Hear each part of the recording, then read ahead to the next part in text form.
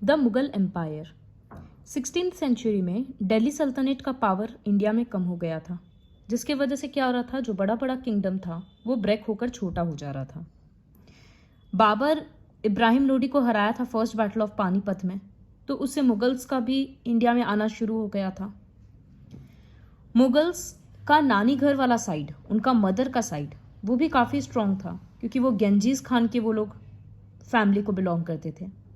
और इनके जो फादर का साइड था वो भी काफ़ी स्ट्रांग था, क्योंकि वो लोग तिमूर के सक्सेसर थे। तो इस वजह से हम लोग बोल सकते हैं कि बाबर काफ़ी ज़्यादा स्ट्रांग था। उसके बाद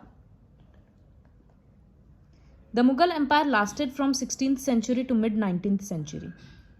during this period Mughals expanded their empire to cover almost the whole Indian subcontinent and left a permanent mark on society, culture, art and architecture. India को वो लोग काफ़ी रूल किए, इस वजह से आज भी इंडिया में मुगल का आर्किटेक्चर, कल्चर, ये सब देखने को मिलता है। तो मुगल्स का हम लोग पहला रूलर के बारे में पढ़ेंगे, जो है Babur. Babur was the first Mughal emperor. ये थ्रोन को सक्सीड किया फरगाना, सेंट्रल एशिया में है, इन 1494। तब वो सिर्फ 12 साल का था, लेकिन उसको अपना थ्रोन छोड़ना पड़ा, क्योंकि उज़्बेक्स बोलकर एक ग्रुप था, वो अटैक कर रहा था बार बार। तो काफ़ी साल इधर उधर घूमते हुए, मतलब वो खाली कैप्चर करने का मौका देख रहा था, वो काबुल सीज़ किया मतलब कैप्चर किया। उसके बाद वो सोचा कि अब इंडिया में इतना रुपया है, इतना ट्रेजर है कि इंडिया को अटैक करना चाहिए। इसी टाइम पे राणा संघा बोलकर एक रूलर था मेवाड़ का, महाराणा संग्राम सिंह उसका ओरिजिनल नेम था, और दौलत खान लोधी जो पंजाब का गवर्नर था। ये लोग बाबर को इनवाइट किए कि तुम इंडिया आओ, हम लोग तुमको हेल्प करेंगे और तुम इब्राहिम लोदी को हराना। इब्राहिम लोदी उस टाइम पे दिल्ली का सुल्तान था।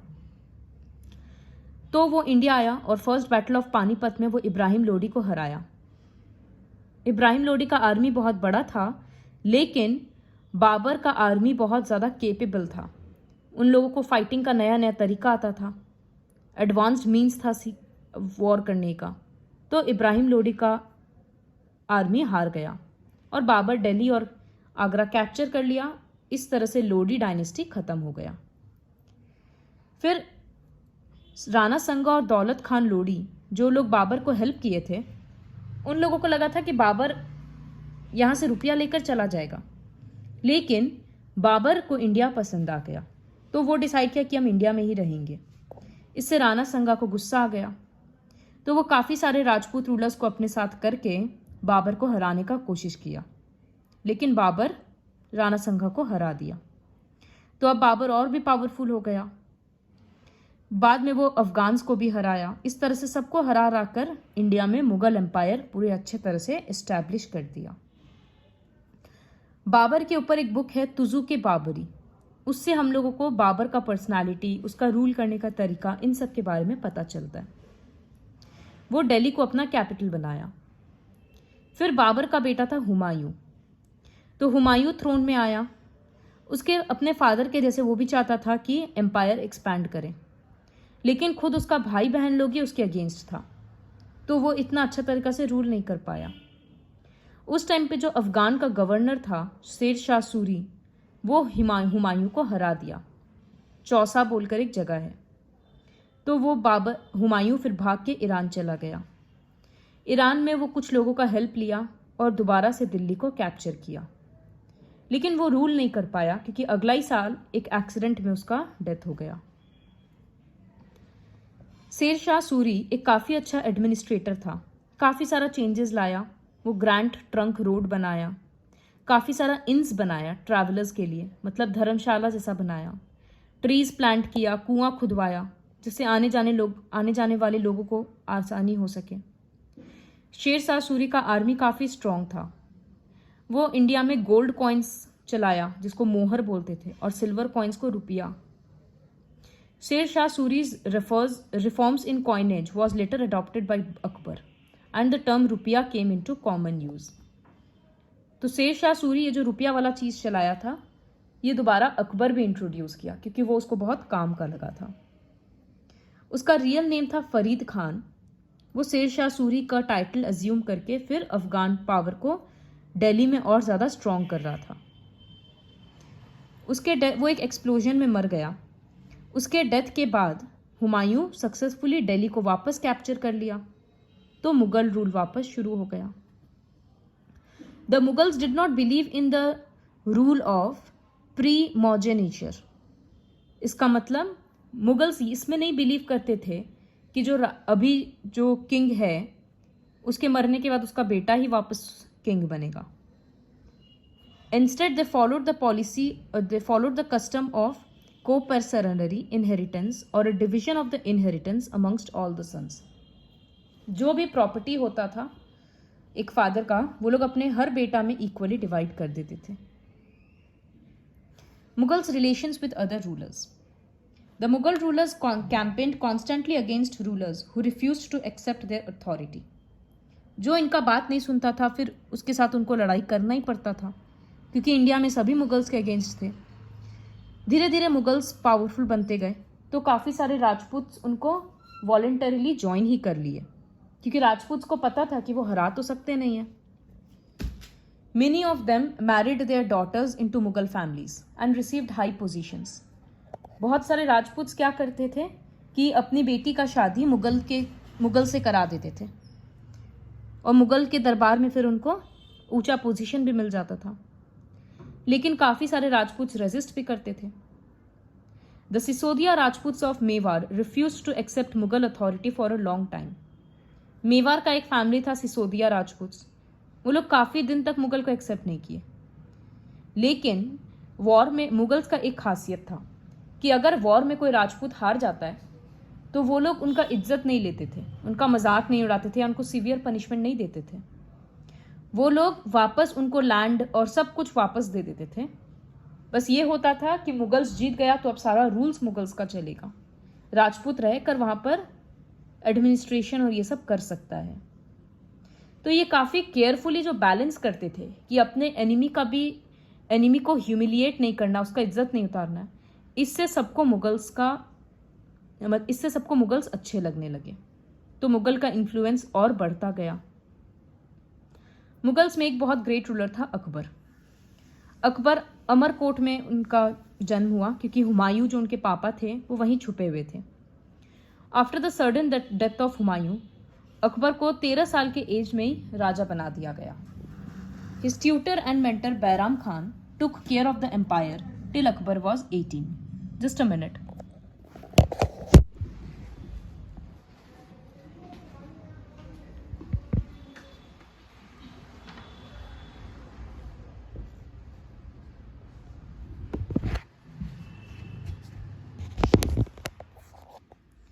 तो 13 साल के एज में बैराम खान अकबर को हेल्प करते थे, सब चीज़ डेली का काम समझाने में, रूल कैसे करना ये सब समझाते थे। जब 18 साल का हुआ उसके बाद अकबर अपना डिसीजन खुद से लेने लग गया। जब हुमायूं मरा था तो शेर शाह सूरी का 2 नेफ्यू था, आदिल शाह एंड सिकंदर शाह। ये दोनों वापस दिल्ली को कैप्चर करना चाह रहे थे। Hemu Adil Shah able general occupied Delhi and Agra. तो हुमायूं के मरने के बाद वो लोग दिल्ली कैप्चर कर लिए थे। तो बैराम खान और अकबर ये second battle of Panipat fight किए और वहाँ पर हेमू को हराए, वापस दिल्ली और आगरा कैप्चर किए। फिर अकबर अपना कैपिटल आगरा कर लिया। 1560 में अकबर अपने आप को बैराम खान की गार्डियनशिप से फ्री किया, बोला अब सारा डिसीजन हम खुद लेंगे, और इंडिपेंडेंटली रूल किया। काफ़ी एबल रूलर था वो, काफ़ी सारा जगह जैसे यहाँ लिखा हुआ है कश्मीर, काबुल, सिंध, उड़ीसा, सब कुछ वो कैप्चर किया। बुलंद दरवाज़ा बनाया जब वो गुजरात कैप्चर किया था उसके बाद। फतेहपुर सीकरी बोलकर एक पूरा वो शहर बनाया आगरा के पास। Akbar made a plan of expansion and set out on campaigns. देखो वो हर 3 साल 4 साल में इस तरह से अलग अलग जगह को वो कैप्चर करता था। एडमिनिस्ट्रेशन। अबुल फैजल अकबर के कोर्ट का वजीर था और हिस्टोरियोग्राफर था, वो हिस्ट्री लिखता था। तो वही वो बुक लिखा अकबरनामा। इससे अकबर के लाइफ के बारे में पता चलता है। अकबरनामा 3 सेट ऑफ बुक्स है। लास्ट वॉल्यूम एन अकबरी नाम है, उसमें अबुल फैजल अकबर के एडमिनिस्ट्रेशन के बारे में बोला। वो बोला कि एम्पायर प्रोविंसेस में डिवाइडेड था जिसको सूबाज बोलते थे, और हर सूबा का एक हेड होता था गवर्नर जिसको सूबेदार बोलते थे। वो वहाँ का पॉलिटिकल और मिलिट्री फंक्शन संभालता था। Each province also had a financial officer और दीवान। हर सूबा का रुपया पैसा का काम संभालने के लिए एक दीवान होता था। पीस और ऑर्डर मेंटेन करने के लिए सूबेदार बाकी ऑफिशियल्स का हेल्प लेते थे। एक मिलिट्री पे मास्टर था बख्शी, फिर रिलीजियस और चैरिटेबल पर्पस के लिए भी था सदर, मिलिट्री कमांडर था फौजदार। इस तरह से अलग अलग पोस्ट्स था। To bring about great order in military system, Akbar Mansabdari system introduce किया। मनसबदारी सिस्टम, मनसब का मतलब रैंक होता है, तो हर एक मिलिट्री और सिविल ऑफिशियल को, मतलब कोई भी ऑफिशियल हो, उसको रुपया नहीं दिया जाता था, उसको जागीर दिया जाता था। जागीर मतलब लैंड का एक टुकड़ा, उसके रैंक के हिसाब से। फिर मनसबदार को, तो जो लैंड उसको मिला, एक मनसबदार को सपोज एक लैंड मिला, अब उस लैंड से जितना भी टैक्स का रुपया आएगा वो किंग को नहीं देना पड़ेगा, वो मनसबदार खुद रख सकता है। तो उसको अल्टीमेटली रुपया मिल रहा है ना जमीन से, वही उसका सैलरी के बराबर के हिसाब का ही दिया जाता था। इस टाइप का सिस्टम था। राजपूत पॉलिसी, अकबर काफी वाइज था, एक सेक्युलर रूलर था, वो सारे रिलीजन्स को मानता था, कभी वो दूसरे रिलीजन को सप्रेस नहीं किया। This approach made him popular among the masses. Rajput में भी वो काफी पॉपुलर हो गया। काफी राजपूत रूलर्स का दिल वो जीता, क्योंकि वो वॉर में भी कभी कुछ गलत नहीं किया। वॉर में अगर राजपूत हार जाते थे तो भी वो उनको अच्छे से ट्रीट करता था। Akbar encourage matrimonial alliances with Rajputs. वो चाहता था कि ज़्यादा से ज़्यादा मुगल्स राजपूत से शादी करें, ताकि दोनों के बीच का बॉन्ड स्ट्रांग होगा। वो खुद एक हिंदू वाइफ रखा था। Despite Akbar's policy, some Rajput states like Ranthambore and Jodhpur refused to accept Akbar's suzerainty. So he attacked their territories and conquered them. जो इतना करने के बाद भी नहीं मानते थे राजपूत, फिर अकबर उनको वॉर में हराता था। Akbar defeated Rana Uday Singh of Mewar and conquered Chittor. Rana Uday Singh son Rana Pratap continued the struggle. वो काफ़ी सारा मेवाड़ तो वापस ले आया था, लेकिन अकबर से चित्तौड़ नहीं ले पाया। अकबर का रिलीजियस पॉलिसीज काफ़ी अच्छा था। वो हिंदूज को टेम्पल्स बनाने के लिए भी रुपया देता था। हिंदू का जो बुक होता है रामायण महाभारत, उसको वो पर्शियन में ट्रांसलेट कराया। बनारस, प्रयाग, इस टाइप से जो बनारस और प्रयाग में बेदिंग प्लेसेस पे, मतलब जैसे गंगा किनारे नहाने और ये सब पे टैक्स लगाया जाता था हिंदूज पे, तो अकबर उस टैक्स को भी हटाया। फिर जो भी कोई मुस्लिम नहीं होता था, सारे नॉन मुस्लिम्स को एक टैक्स देना पड़ता था जजिया बोलकर, अकबर उसको भी अबॉलिश किया। तो इससे समझ में आ रहा है कि वो दूसरे रिलीजन को किस तरह से एक्सेप्ट कर रहा था। एक और काफ़ी अच्छा चीज़ वो स्टार्ट किया जिसको बोलते हैं दीन इलाही। दीन इलाही में इसका मतलब ये एक सोशियो रिलीजियस पाथ था। इसमें वो क्या करता था, सारे रिलीजन का जो भी अच्छा पॉइंट्स था उसको वो एक जगह पे डिस्कस करता। इबादत खाना, एक हॉल जैसा वो बनवाया और वहाँ पर वो सारे रिलीजन का अच्छा बात, अच्छा कस्टम को डिस्कस करता था। वो चाहता था कि लोगों में इस तरह से अच्छा आइडियाज़ स्प्रेड हो, जिससे सब में टॉलरेंस का पावर आएगा, बैलेंस आएगा, सब एक दूसरे का रेस्पेक्ट करना सीखेंगे। तो दीन इलाही एक काफ़ी अच्छा इस तरह से चीज़ था। लेकिन अकबर के मरने के बाद ये चीज़ सर्वाइव नहीं किया, क्योंकि जो नेक्स्ट रूलर्स आए वो लोग हिंदूज के प्रति इतने ज़्यादा टॉलरेंट नहीं थे।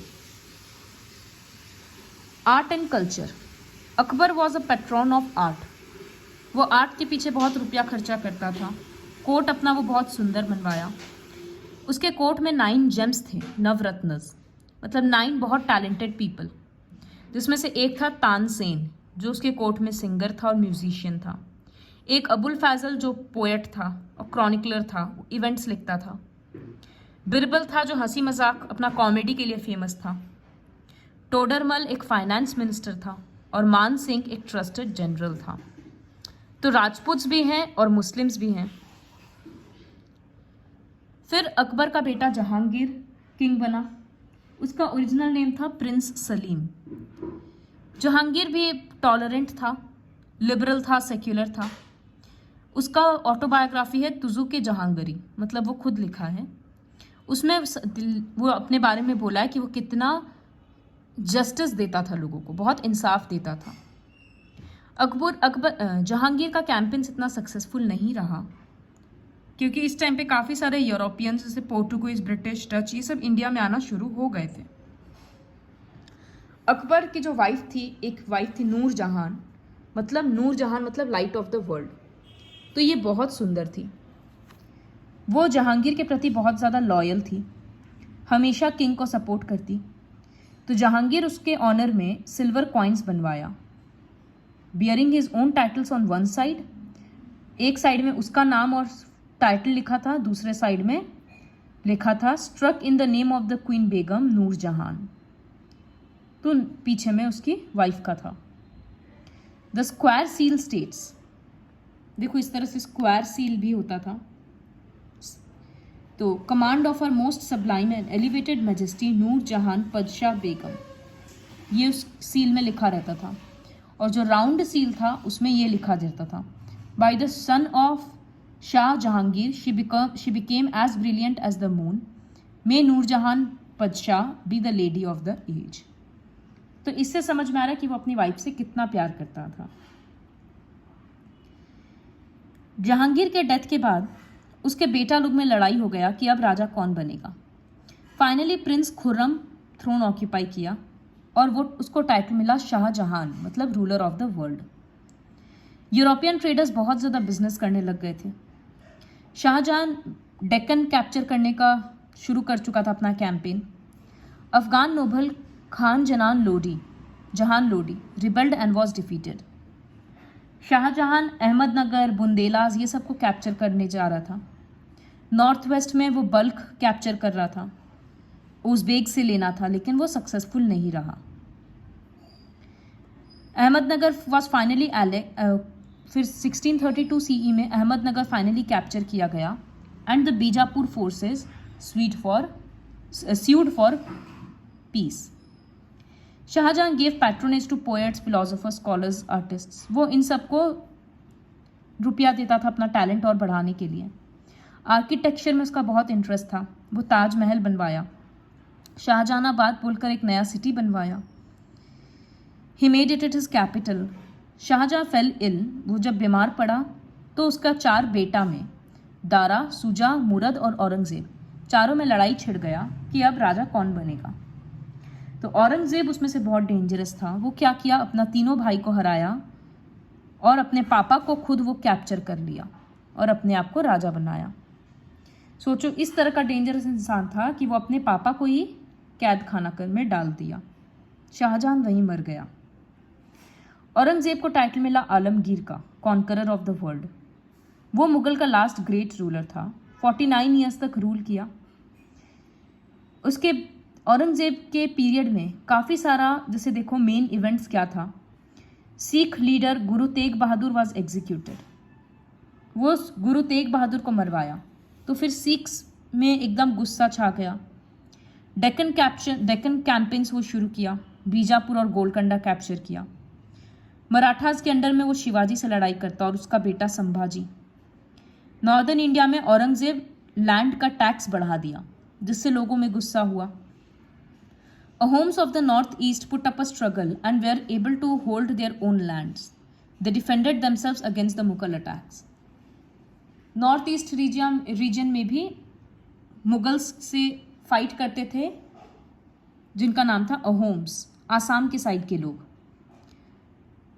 Unlike Akbar who had a friendly Rajput policy, Akbar Rajput को टॉलरेट करता था क्योंकि इंडिया में बहुत राजपूत थे, तो उसको पता था कि इनसे लड़ाई करने का कोई फ़ायदा नहीं है। लेकिन औरंगजेब ऐसा नहीं था, वो हिंदूज के एकदम अगेंस्ट था। तो काफ़ी सारे जो लॉयल राजपूत थे वो अब औरंगजेब के अगेंस्ट हो गए, जिससे मुगल का प्रेस्टीज और इन्फ्लुएंस काफ़ी कम हो गया। औरंगजेब 24 ईयर्स डेक्कन कैप्चर करने में लगा दिया। तो इससे डेक्कन तो कैप्चर हो गया, लेकिन नॉर्दर्न इंडिया में मराठास का पावर फिर बढ़ गया, क्योंकि दिल्ली में इतना दिन तक जब किंग ही नहीं रहेगा तो फॉरेनर्स आकर और आसपास के लोग फिर रिवोल्ट करने लग गए। Mansabdars and jagirdars. The Mughal empire during its expansion recruited diverse group of people. काफ़ी अलग अलग टाइप के लोगों को ये लोग हायर करते थे, हिंदू, मुस्लिम, अफगान, राजपूत सब थे। जो भी मुगल सिस्टम ज्वाइन करता उनको फिर मनसबदार का कैटेगरी में डाला, मनसबदार्स बोलते थे। तो जो ग्रेडिंग सिस्टम है बताए थे मनसबदारी सिस्टम, उसके हिसाब से उनको सब कुछ मिलता। तो रैंक और सैलरी क्या होगा वो एक न्यूमेरिकल वैल्यू जिसको जट बोलते थे उससे डिटरमाइन किया जाता था।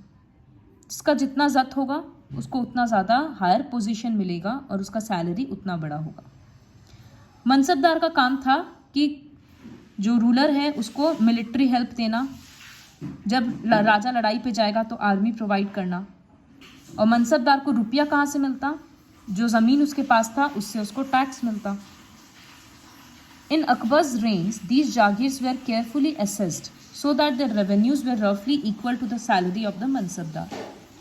सपोज किसी को सैलरी मिलना था 50,000 का, तो उसको इतना ही बड़ा ज़मीन दिया जाता था जिससे उसको 50,000 का टैक्स का कलेक्शन हो जाए, तो वो बात बराबर रहता था। लेकिन औरंगज़ेब के टाइम पे ऐसा नहीं होता था, किसी को बहुत ज़्यादा रुपया मिल जाता था, किसी को बहुत कम। और जागीरदार से क्या होता था, कभी भी जागीर ले लिया जाता था जब भी प्रॉब्लम होता था लैंड का। तो कोई भी जागीरदार क्या करता था, जितना दिन तक उसके पास ज़मीन है वो ज़्यादा से ज़्यादा टैक्स लोगों से लेना चाहता था। औरंगज़ेब इस टाइप का करप्शन को रोक नहीं पाया तो काफ़ी नुकसान हुआ, क्योंकि गरीब इंसान को नुकसान हो रहा है, उसको सबसे ज़्यादा टैक्स भरना पड़ रहा है। जब्त एंड ज़मींदार। मुगल्स का मेन सोर्स ऑफ इनकम था पेजेंट्री से टैक्स लेना। In most places peasants paid taxes through rural elites, that is the local chieftain. मतलब वो लोग एक लोकल इंसान को टैक्स देते थे, ज़मींदार बोल सकते हैं, और फिर वो ज़मींदार टैक्स कलेक्ट करके किंग तक पहुंचाता था। Each province was divided into revenue circles. This revenue system was known as zabt. It was prevalent in those areas where Mughal administration could survey the land and keep accounts. तो Mughals क्या करते थे, ज़मीन घूम घूम कर सर्वे करते कि किस ज़मीन में कितना ज़्यादा पोटेंशियल है टैक्स देने का, और उस हिसाब से रेवेन्यू वगैरह डिसाइड किया जाता था। लेकिन मुगल एडमिनिस्ट्रेटर्स और ज़मींदार बाद में लालची हो गए और वो लोग टैक्स बहुत ज़्यादा बढ़ा देते थे, जिससे पेजेंट्स रिवोल्ट करने लग गए। तो जब पेजेंट से टैक्स नहीं देंगे तो फिर मुगल एम्पायर को रुपया मेन मिलेगा कहाँ से? Mughal empire in the 17th century and after it. तो the administrative and military efficiency of the Mughal empire led to the great economic and commercial prosperity. शुरू में जो मुगल का पॉलिसीज था वो काफ़ी अच्छा था, जिसकी वजह से लोग काफ़ी प्रॉस्परस थे। काफ़ी सारे इंटरनेशनल ट्रैवलर्स जो आए थे इंडिया, मुगल्स का काफ़ी तारीफ किए थे।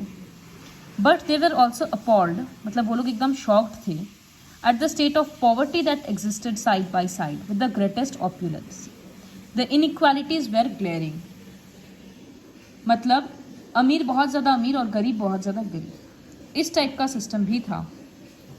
जो नोबल्स थे, मनसबदार थे, उनके पास बहुत खर्चा पानी था, सब कुछ था।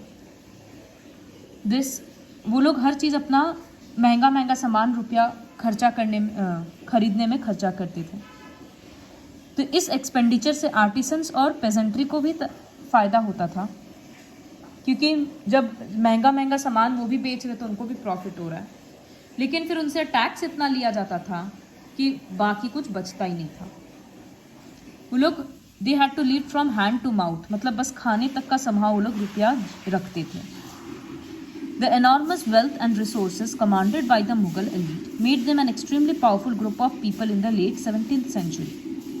इतना रुपया उनके पास हो चुका था कि वो लोग बहुत पावरफुल हो गए। लेकिन धीरे धीरे सर्वेंट्स, उनके अंडर में जो राजा के अंडर में जो आदमी था वो लोग ज़्यादा स्ट्रॉन्ग हो गया, तो मुगल का खुद का पावर डिक्रीज हो गया। आसपास काफ़ी सारा इंडिपेंडेंट किंगडम जैसे हैदराबाद और अवध ये सब खड़ा हो गया, तो राजा का, मुगल एम्परर्स का पावर कम हो गया। फिर औरंगज़ेब के टाइप का रूलर आ गया, जिसके वजह से वो लोग ठीक से रूल ही नहीं कर पाए, और औरंगज़ेब के बाद जो वीक सक्सेसर्स थे वो लोग एडमिनिस्ट्रेशन संभाल ही नहीं पाए। तो इस तरह से फिर इतना बड़ा जो एम्पायर था वो धीरे धीरे ख़त्म हो गया। तो ये था पूरा मुग़ल एम्पायर के बारे में कि कैसे वो शुरू हुआ और कैसे ख़त्म हुआ।